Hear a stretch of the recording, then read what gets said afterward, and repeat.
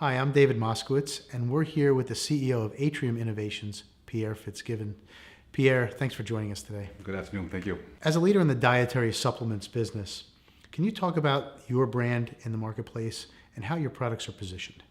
We have to look at us in a channel way. We have 14 brands, half of them basically in the healthcare practitioner, and at the other half in the health food store. So we focus on two channel distribution. Very good. And how are the products positioned? Are they, as you said, there's some that are targeted toward healthcare practitioners and others targeted right through the store. Is there a brand element to the Atrium products? Yeah, you have to look at the industry as different potency of the products. So because we work with healthcare practitioners and health food stores, they tend to be higher potency, more dosage of ingredients, so more potent products. So I think we have to look at the high end in terms of the price point and how we evolve therapy to the consumer. So the differentiating factor is that your products contain higher levels of active ingredient. Correct, because they tend to be more condition specific with the doctors. And how important is it to be vertically integrated? I understand that you guys are vertically integrated. Well, in the United States right now, the regulation, both from the FDA and FTC, that the bars have been heightened in terms of regulation, which is a good thing because the consumer feels comfortable that what they buy is actually safe and what we claim is done. So being vertically integrated allows a better control on our manufacturing processes, which is an integral part of the regulation being GMP compliant. So it's compliance, the fear that there's ingredients coming from other countries that might not be pure.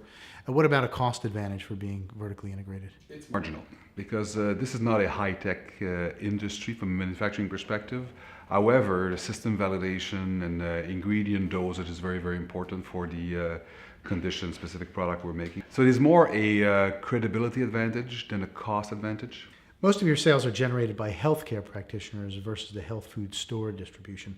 How significant is this, and how will the sales mix evolve over time? We have about 75% of our business, our revenues, are practitioner driven. Now, in the United States, practitioners are able to dispense product to consumer, while in Europe, they recommend product and they're purchased in the drugstores. But for us, it's still the same sales pattern. So 75-25, healthcare practitioner, health food store. We tend to like to work with the high-end supplements, so therefore the practitioner market, although it's a small market, it's a resilient market and a market we feel comfortable to operate in. Great. You sell your products internationally, so U.S. and abroad. Tell us a little bit about the opportunities and challenges of running an international operation. Well, Atrium has been basically a company where I've acquired a lot of business units. The challenge is the cultural challenge to make the company very, very working together. We tend to have our science, innovation, our claim substantiation being the same for most of our brands, and now we have to put the culture so people can work together. But it's a challenge, but it's once you get it right, it's a pretty powerful platform. And where is manufacturing? We actually have now in Argentina, in the US, in Canada, in Germany, and in Holland. So we've got 8 manufacturing units in these countries. And does currency impact the business a lot? Our exposure is basically Euro-US. From an investor perspective, that's how they should look at 30% of our EBITDA is Euro-driven, 70% is US-driven. And given the tough economic conditions worldwide, can you talk about the macro trends in terms of how they affect your business, and how can Atrium continue to grow in this tough environment? Pretty much in the US, it's a mature industry. So I think I look at growth in the US being 5-7%. However, with the heightened regulation, we're going to see, I think, the weeding out of some marginal players, which allows a lesser number of players involved and also more credibility in the marketplace. Same with Canada, same with continental Europe. The largest growing countries in the world are the BRIC countries, not surprisingly Brazil, India, China, and Russia. So we are positioned now with brands that could be exported in these markets. I will not buy in the BRIC countries. I'll use our European, US platform, and we'll export in these countries to benefit from the growing market environment. Do you get pricing in some of these emerging markets? In some countries, because in most countries, China is a good example. The Chinese, they love the American products because they trust what comes out of there. So therefore, you cater for a minority of the country, but the minority of the country is the size of the United States. So it's a pretty good market to be involved with. Same with Brazil, by the way. What is the largest segment of your business? Well, from a geographic perspective, it's clearly the US. The US represents about 60% of Atrium's revenue. The channel will be the healthcare practitioners. As I said earlier, it's about 75% of our business. But we have also one product, which is called a Wobenzyme. It's a German product, and it's a natural systemic enzyme, anti-inflammatory product, that represents about 20% of our total revenues. So depending on how you slice it, those are the three segments we can look at. Excellent. And in terms of what the growth driver is going to be going forward, the company's been growing nicely, but what are you looking to really maintain or even improve the growth at this level? Well, there are three, I think, the three drivers. There's the aging population, of course. A great driver is the medical profession support, the MDs, which is fairly new. And the third one is the healthy living for younger people. So I think the key is to find products that are condition specific as opposed to ingredient specific. And that requires a lot of science underneath the claims. And that's why we're going to see larger companies than smaller companies, because the larger you are, you have a better mass to invest in research, which is essential in our business.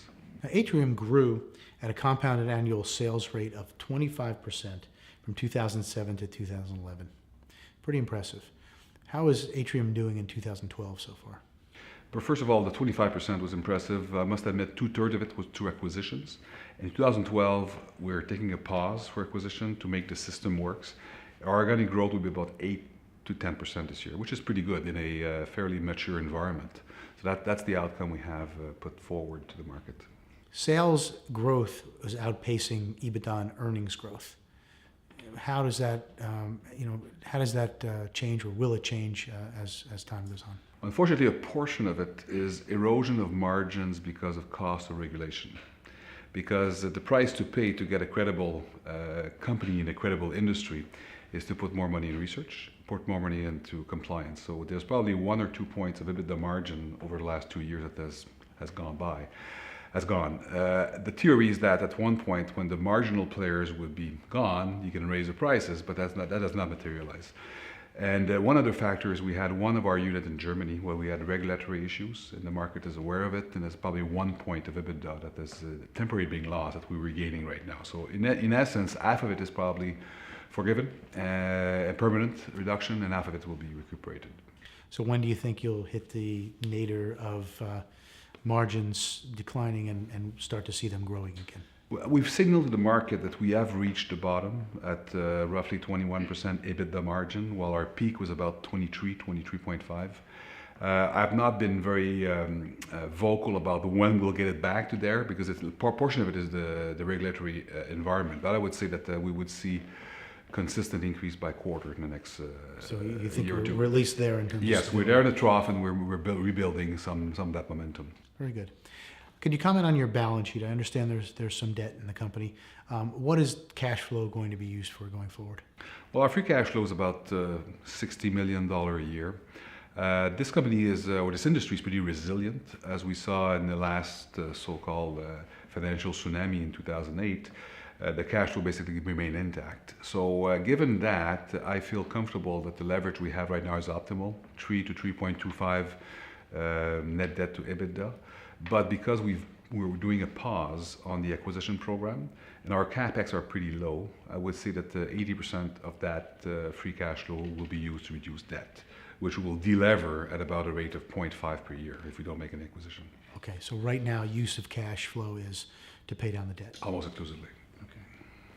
And can you talk about the events that investors should expect to drive the shares going forward? Is it just an execution story from here, or are there any product launches, new territories, anything to speak of? In our case, I think it will be execution partially because we had some setbacks in Germany and Europe, and obviously right now Europe is under challenge. So some of it is internal milestone that we will materialize. And I think that the effectiveness of our product being sold in emerging markets will be the second catalyst. So I think both of those are pretty much in our control. Is there any sort of event linked to that investors could look for? I'd say consistent organic growth over 6-7%. I think would be a catalyst. Some people have been concerned about the organic growth because of the industry, its maturity, or because of Atrium's ability to launch new products. So I think the two catalysts is organic growth is what drives value of a company. You're trading at roughly a cash flow yield of about 11%. So if you continue to grow at the rates that you're growing, this stock is going to look cheap in a few quarters. I think it's cheap already, but you're right. And last question. You're listed on the Toronto Exchange. Any chance for a U.S. listing? Absolutely. The day that I'll feel that the liquidity will be sufficient, the U.S. investors are used to a company like Atrium. Atrium is an orphan in the Canadian market. We're the only publicly traded company, while in the U.S. we had a predecessor company like NBTY, a very successful company. So U.S. investors are familiar with the story, with the industry. So I'm waiting to have the proper valuation and the proper liquidity event, but one day we'll be U.S. listed. Very good. Pierre from Atrium Innovations, thank you for speaking with us. Thank you for your time. Thank you very much.